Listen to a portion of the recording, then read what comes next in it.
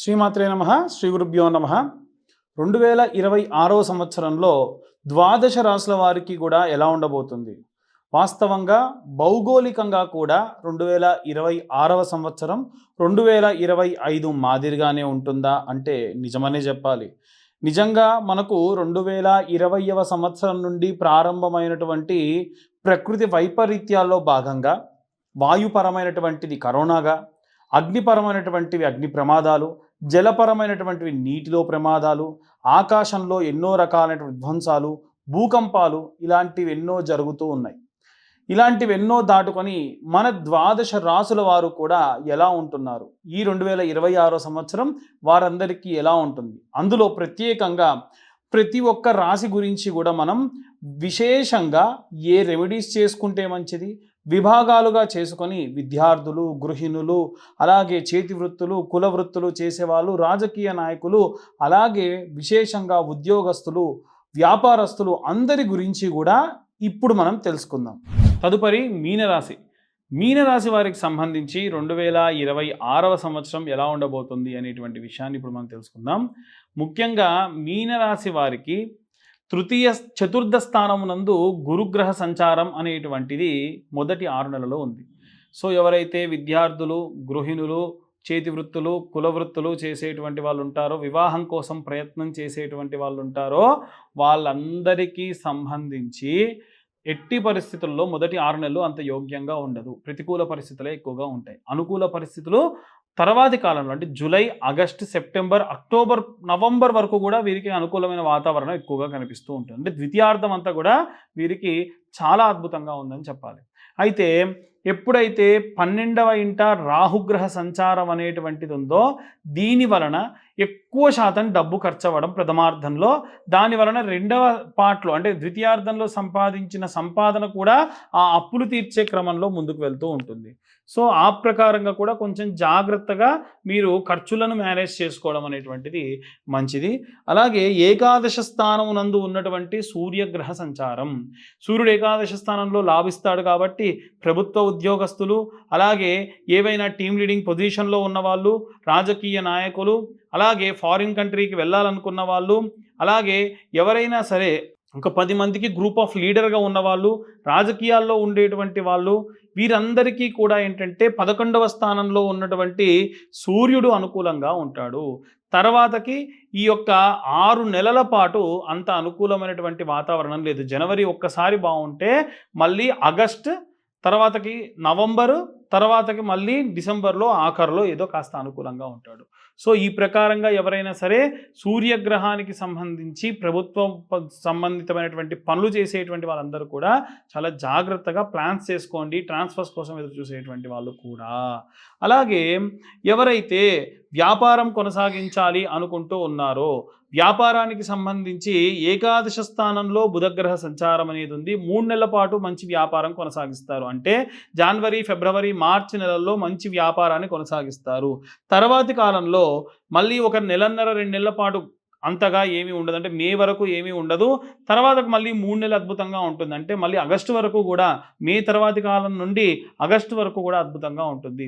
తర్వాతకు మళ్ళీ ఒక 3 నెలలు ఏమంత అద్భుతమైనటువంటి వాతావరణం కనిపించకపోయినా డిసెంబర్ ప్రాంతంలో మళ్ళీ మంచి వ్యాపారం ఉంటుంది. కాబట్టి ఎవరైనా ఫ్రాంచైజీలు ఇవ్వాలన్నా, ఫ్రాంచైజ్ తీసుకోవాలన్నా, వ్యాపారం ఏమైనా బ్రాంచెస్ పెట్టాలన్నా, పార్ట్నర్షిప్స్ చేసే వాళ్ళు కూడా జాగ్రత్తగా అవతల వాళ్ళ జాతకాన్ని, గోచారాన్ని చూసుకొని మీరు పార్ట్నర్షిప్లోకి వెళ్ళండి. లేకుంటే ఇబ్బంది కూడా పడుతూ ఉంటారు. ఓవరాల్గా చెప్పాలి అని అంటే వ్యాపారానికి సంబంధించి మంచి అనుకూలమైన వాతావరణమే కనిపిస్తూ ఉంది. అలాగే సినీ రంగంలో ఉండేటువంటి వాళ్ళు కూడా ఏకాదశ స్థానంలో ఉన్నటువంటి శుక్రుడు, ఆల్మోస్ట్ ఏకాదశ స్థానంలో శుక్రుడు ఉన్నాడు అని అంటే ద్వాదశ స్థానం బాగానే ఉంటుంది. 1, 2, 3, 4, 5 స్థానాలు బాగానే ఉంటుంది.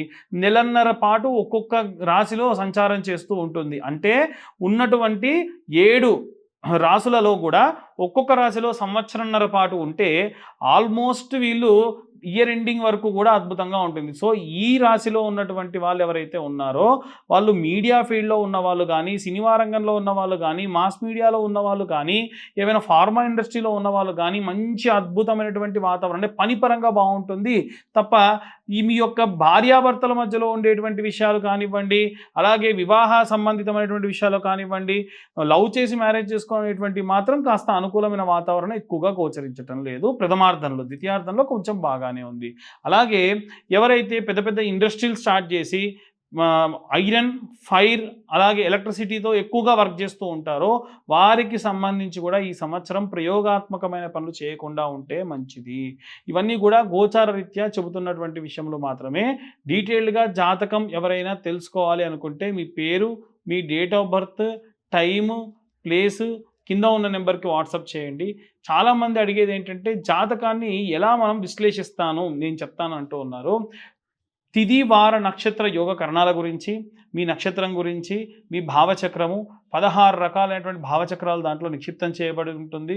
మీ వృత్తి, వ్యాపారము, మీకు ఎన్ని పురుష యోగాలు ఉన్నాయి, పంచమహాపురుష యోగాల్లో ఎన్ని యోగాలు ఉన్నాయి, మీ నవాంశ ఏంటి, అష్టక వర్గ, దశ, అంతర్దశ, అలాగే మీకు ఇప్పుడు సూర్యగమనం బట్టి ఎలాంటి పరిస్థితులు ఉన్నాయి, గురుగమనం బట్టి ఎలాంటి పరిస్థితులు ఉన్నాయి అనేటువంటి విషయాలన్నీ కూడా మీకు ఒక పీడిఎఫ్ ఫైల్లో ఇస్తా. చాలామంది ఏమంటారంటే మీరేదో కంప్యూటరైజ్డ్ ప్రింట్ ఇస్తున్నారండి అంటే, కాదండి, నేను చెబుతూ ఉంటే ఒక మనిషి దాన్ని పూర్తిగా టైప్ చేయడం జరుగుతుంది. అలా టైప్ చేసినటువంటి వాటిని మాత్రమే నేను మీకు అందిస్తాను. దాంట్లో ఎక్కడ కూడా ఏదన్నా సాఫ్ట్వేర్ జనరేట్ చేసినట్టుగా ఉండదు. సో, వీలైనంత వరకు ఎవరైనా ఈ జాతకం కావాలి అనుకుంటే రూ. 2,511 చెల్లిస్తే డీటెయిల్డ్‌గా జాతకం ఒక 60-70 పేజీల్లో మీకు అందించడం జరుగుతుంది. అందరూ కూడా ఏ రెమెడీస్ తీసుకోవాలి, ఏ మంత్రం చదవాలనేటువంటి విషయాన్ని ఇప్పుడు మనం తెలుసుకుందాం. ఇప్పటి వరకు ఈ రాశిలో వారికి ప్రథమార్థం, ద్వితీయార్థంలో ఎలా ఉంటుంది అనేటువంటి విషయాన్ని తెలుసుకున్నాం. మనము ఈ 2026 సంవత్సరంలో విద్యార్థి దశలో ఉన్నటువంటి వాళ్ళు చేయాల్సినటువంటి రెమెడీ గురించి చెప్తాను. ఒకటి, మేధా దక్షిణామూర్తి స్తోత్రం నిత్యం ఉదయం రాత్రి సమయంలో లేదా ఉదయం సాయంత్ర సమయంలో విన్న మాత్రం చేత, నిత్యము కూడా విన్న మాత్రం చేత మనకు విపరీతమైనటువంటి కాన్సంట్రేషన్ పవర్ పెరుగుతుంది. అలాగే విద్యార్థి దశలో ఉన్నటువంటి పిల్లల గురించి ఎస్పెషల్గా చెప్తున్నానండి. ఒక ఆవు నెయ్యి దీపం మీ ఇంట్లో ఉన్నటువంటి ఒక కార్నర్కి ఇలా ఉన్నటువంటి కార్నర్కి పెట్టేసి లైట్స్ అన్నీ ఆఫ్ చేసి ఆ దీపాన్ని అలాగే చూడండి. దీని వలన కాన్సంట్రేషన్ పెరుగుతుంది, ఐ సైట్ కూడా తగ్గుతుంది. అంటే బోర్డు మీద చూసేటువంటివన్నీ కూడా కాస్త మసకగా కనిపిస్తున్నటువంటి ఆ యొక్క లెన్స్ క్లీన్ చేసినట్టుగా అవుతుందన్నమాట. అలాగే మీరు చదువుకునే క్రమంలో మంచి వాసన వచ్చేటువంటి అగరబత్తీలు, మీకు ఎటువంటి డిస్టర్బెన్స్ లేకుండా వచ్చేటువంటి అగరబత్తీలు వెలిగించుకొని ఓం వాగ్దేవ్యై నమః, ఓం వీణావాణియే నమః అని ఒక 11 మార్లు శ్రద్ధగా శుభ్రంగా స్నానం చేసి మంచి లైట్ కలర్ వస్త్రాలు వేసుకొని ఈ 11 సార్లు ఓం వాగ్దేవ్యై నమః, వీణావాణ్యే నమః అని చెప్పి తర్వాతకి మీరు ప్రారంభించండి. మీకే తెలవని ఒక డివినిటీ వస్తుంది. అంటే చదివేటువంటి చదువు పైన మంచి భక్తి కలుగుతుంది. దీనివలన శ్రద్ధగా చదువు మనకు ఎక్కుతుంది. దానివల్ల ఎగ్జామ్స్ బాగా రాస్తాము. నెలలో ఒక్కసారన్నా సరే మీ పేరెంట్స్ని అడిగో ఏదో ఒకటి చేసి ఉలవలతో చేసినటువంటి చారుని తినండి. ఎందుకంటే కేతుగ్రహానికి సంబంధించిన ధాన్యం ఏదైతే ఉందో అది ఉలవలు. కాబట్టి మనం ఇప్పటివరకు ప్రస్తావన చేయలే కేతుగ్రహం గురించి. ఎందుకంటే కేతు జ్ఞానపీడోపశాంతయే, కేతు అరిష్టేతు సుసంప్రాప్తే, కేతు పూజాంచ కారయేత్, కేతు ధ్యానం ప్రవక్ష్యామి జ్ఞానపీడోపశాంతయే. మతిమరుపు ఎక్కువగా కలిగిస్తాడు. కాబట్టి మతిమరుపు రాకుండాలంటే నెలలో ఒక్కసారన్నా ఇంటిల్లిపాది ఏం చేయాలి, ఉలవ చారు తినాలి. మన తెలుగునాట ఉన్నటువంటి సాంప్రదాయం ఉలవ చారు. అది చాలామంది గుగ్గిళ్ళు గుర్రాలకు పెడతారు, మనకు కదంటారు. తప్పండి. రోజూ తింటే వేడి, నెలలో ఒక్కసారి తింటే చాలా మంచిది, మతిమరుపు రాకుండా ఉంటుంది. ఇవి విద్యార్థి దశలో ఉన్న వాళ్ళు పాటించాల్సినటువంటిది. గృహిణులందరూ కూడా ప్రతి శుక్రవారము చిన్న గౌరమ్మని చేసుకొని మనకు దుర్గా కవచం కానీ లేదా కనకదార స్తోత్రం కానీ చదువుతూ కుంకుమార్చన చేయండి. వారం రోజులు అదే కుంకుమ బొట్టుగా పెట్టుకోండి. లేదు మీకు వ్యాపార సంబంధితమైనటువంటి వాళ్ళు ఇంట్లో ఉన్నారనుకోండి, కుబేర కుంకుమ అని ఉంటుంది. ఆ కుబేర కుంకుమను కనుక మీరు కుంకుమార్చన చేసి రోజు ఆ కుంకుమ పెట్టుకోవడం వలన విశేషమైన వ్యాపారాభివృద్ధి కలుగుతుంది. అలాగే నిత్యము 2 పూటల దీపారాధన చేయండి. చాలామంది ఇళ్లలో పని ఒత్తిడి వలన దీపారాధన చేయటం లేదు. ఆఫీస్ నుంచి లేట్‌గా వస్తే సరే, అప్పుడైనా సరే చేయండి. ఇంకా చెప్పాలనంటే మీ వారు ఉంటే మీ వారి చేత్తోని చేయించండి. ఎందుకనంటే ఇంట్లో ఉన్నటువంటి భర్తనే పూజ చేయాలి. భార్య ఏ పూజ చేయకున్నా పర్వాలేదు. కానీ భర్తతో మీరు చేయించండి దీపారాధన. కనీసం దీపారాధన చేయించండి. నిత్యము ఉద్యోగం చేసేటువంటి వాళ్ళు, వ్యాపారం చేసేటువంటి వాళ్ళు చేయాల్సినటువంటి ఒకటే ఒక్క పని. పొద్దున, సాయంత్రం కలిపైనా, విడివిడిగా అయినా సరే 108 మార్లు ఓం నమః శివాయ అన్న మంత్రాన్ని ఒక చోట కూర్చొని చదవాలి. మహా అయితే 2-3 నిమిషాలు కూడా పట్టదు. అంతే కదండీ! కాన్సంట్రేషన్‌గా చదివితే మీకు తెలవని ఆరా పెరుగుతుంది. అలాగే సాయంత్రం సమయంలో ఇంకా వీలైతే ఓం నమో భగవతే వాసుదేవాయ, లేదు ఓం నమో నారాయణాయ, ఇలాంటి మంత్రం. విశేషంగా ఆరా పెరగాలి అనంటే ఏదో ఒక చాంటింగ్ చేయాలి. మనం ఎప్పుడు మన లోపల మాట్లాడుకోవాలి. ఆ సమయంలో వేరేవి ఏవి ఆలోచించకూడదు. ఇలాంటివి చేయడం వలన కాన్సంట్రేషన్ పెరుగుతుంది. ఎదుటిగా ఉన్నటువంటి వ్యక్తి చెడు చేస్తున్నాడా, మంచి చేస్తున్నాడా ఈజీగా తెలుస్తుంది. కాబట్టి ఇలాంటివన్నీ కూడా మనం చేయాలి. అలాగే ఎవరైతే ఉద్యోగస్తులు ఉంటారో ఈ సంవత్సరంలో ప్రథమార్థము, ద్వితీయార్థము మీకు బాలేనటువంటి సమయాన్ని చెప్పాను కదా, ఆ సమయంలో గానగాపూర్ వెళ్ళండి. దత్తాత్రేయ స్వామి యొక్క పాదుకలు దర్శించుకోండి. సంగంలో స్నానం చేయండి. ఆ పక్కనే ఉన్న మీడి చెట్టుకి ప్రదక్షిణాలు చేయండి. అద్భుతమైనటువంటి మంచి ఉపశమనం అనేటువంటిది కలుగుతుంది. విపరీతమైనటువంటి స్ట్రెస్ మీ పైన లేకుండా ప్రశాంతమైన వాతావరణాన్ని మీరు పొందుతారు. ఓం నమో దత్తాత్రేయ స్వామినే నమః అని 11 మార్లు రోజు పూజ చేసేటప్పుడు అనుకున్న మాత్రం చేత, అనుష్ఠానం అంటే ఏమీ లేదండి, పెద్ద పెద్ద మంత్రాలు ఏం అవసరం లేదు. మనం చాలా సులువుగా చదువుకునేటువంటి మంత్రాల్ని నిత్యము 11 సార్లు ఒకటి, 108 సార్లు ఒకటి చదువుకుంటే చాలు. సంవత్సర కాలంలో ఆడవాళ్ళు, ఇంట్లో ఉండే ఆడవాళ్ళు శ్రీమాత్రే నమః అన్న మంత్రం ఒక 10,000 సార్లు పూర్తి చేసిన మాత్రం చేత ఇంటికి ప్రమాదం రాకుండా అమ్మవారు కాపాడుతుంది. చూడండి మరి. కాబట్టి ఇలాంటి పనులు చేయండి, ఇలాంటి మంత్రాలు చదవండి, ఇలాంటి చాంటింగ్స్ చేయండి. దానివల్ల ప్రత్యేకమైనటువంటి శక్తిని పుంజుకుంటారు. అలాగే ఎవరైతే వ్యాపారం చేస్తూ ఉన్నారో బుధవారం పౌర్ణమి వచ్చిన నాడు ఎక్కడైనా వెంకటేశ్వర స్వామి ఆలయంలో భోగం చేయించండి. భోగం అంటే వేరే అనుకోకండి. భోగము అనంటే చింతపండుతో చేసేటువంటి పులిహోరని భోగము అంటారు. అలా చింతపండుతో తయారు చేసిన పులిహోరని స్వామివారికి ఎక్కువ మొత్తంలో నివేదన చేయించి మీ చేత్తో పంచండి. ఇలా చేయడం వలన వ్యాపారస్తులందరికీ కూడా అద్భుతంగా ఉంటారు. వ్యాపారానికి అధిపతి బుధుడు నపుంసకత్వానికి కారకుడు. కాబట్టి ఎవరైనా హెజ్రాలుంటే ఆ హెజ్రాకి పౌర్ణమి రోజు బుధవారం వచ్చినప్పుడు ఆకుపచ్చ వర్ణంలో ఉన్నటువంటి తులసిమాల, ఒక ఆకుపచ్చ వర్ణంలో ఉన్న చీర, అలాగే ఆకుపచ్చ వర్ణంలో ఉన్నటువంటి గాజులు పెట్టి ఎంతో కొంత దక్షిణించి కాళ్ళకు దండం పెట్టండి. ఇంకా వీలైతే హారతి కూడా ఇవ్వండి.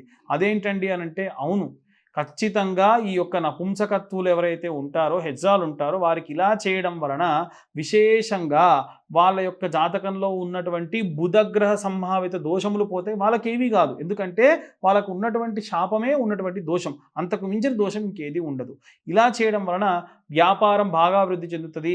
సాంసారిక జీవితంలో వీర్యకణాల ఉత్పత్తి తక్కువగా ఉన్నటువంటి నపుంసకత్వంలోకి వెళ్తున్నటువంటి మగవాళ్ళకు కూడా ఈ రెమెడీ చాలా బాగా ఉపయోగపడుతుంది. అలాగే ఎవరైతే శని సంబంధిత ఇబ్బందులతో ఉన్న ధనుసు రాశి వాళ్ళు కానీ, ఈ యొక్క సింహరాశి వాళ్ళు కానీ, అలాగే ఏలిననాటి శని ప్రభావం వల్ల ఇబ్బంది పడుతున్నటువంటి మీనరాశి వాళ్ళు కానీ, అలాగే మేషరాశి వాళ్ళు కానీ, విశేషంగా వీరే కాదండి, అందరూ ఎవరికైతే శని మహర్దశ నడుస్తుంది, శని వారి జాతకంలో చండాల యోగంలో ఉన్నాడు అనుకోండి, అప్పుడు ఏం చేస్తారు? కాబట్టి ఈ సంవత్సరంలో ఎప్పుడైతే శని త్రయోదశి వస్తుందో ఆ శని త్రయోదశి నాడు విశేషంగా మీరు అంటే ఎన్నిసార్లు శని త్రయోదశి వస్తే అన్నిసార్లు తైలాభిషేకము, తిలాహోమము చేయించండి. నేనేం చేస్తున్నానంటే సంవత్సరంలో ఎన్నిసార్లు శని త్రయోదశి వస్తే అన్నిసార్లు మీ పేరు మీద తైలాభిషేకము, తిలాహోమము చేయిస్తా. ఆసక్తి గలవారు ఎవరైనా సరే ఒక్కసారి డబ్బులు కడితే చాలు, సంవత్సరంలో ఎన్నిసార్లు వస్తే అన్నిసార్లు స్వయంగా నేనే దగ్గరుండి చేయిస్తా. మీరు కూడా వచ్చి ఆ యొక్క హోమంలో, పూజలో పార్టిసిపేట్ కూడా చేయొచ్చు.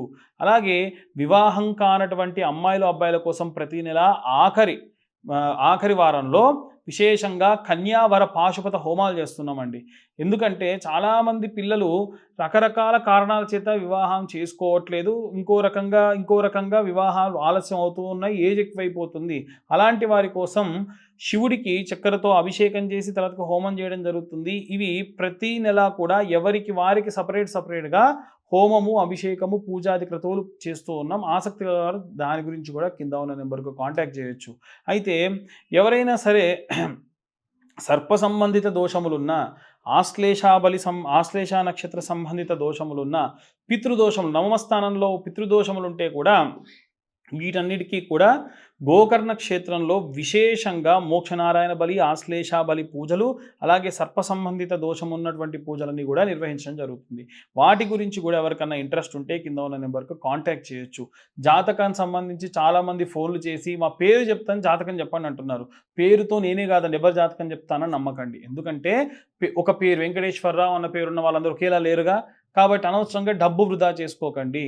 మీ యొక్క పుట్టిన పేరు, సమయం, date of birth, time of birth, place of birth ఇవి ఉంటేనే జాతకాన్ని చెప్పించుకోండి. దానికి రూ. 2,511 అవుతుంది. 60-70 పేజీల్లో జాతకం డీటెయిల్‌గా ఇవ్వడం జరుగుతుంది. చాలామంది మా వీడియోస్ చూస్తున్నారు కానీ లైక్ చేయట్లేదు, సబ్స్క్రైబ్ చేయట్లేదు. మేము చెప్పినటువంటి విషయాలు ఏమైనా కాస్త ఇన్ఫర్మేటివ్‌గా ఉంటే దయచేసి ఇంకొంతమందికి షేర్ చేయండి. వీలైతే లైక్ అండ్ సబ్స్క్రైబ్ చేయండి. సర్వే జనా సుఖినో భవంతు. స్వస్తి.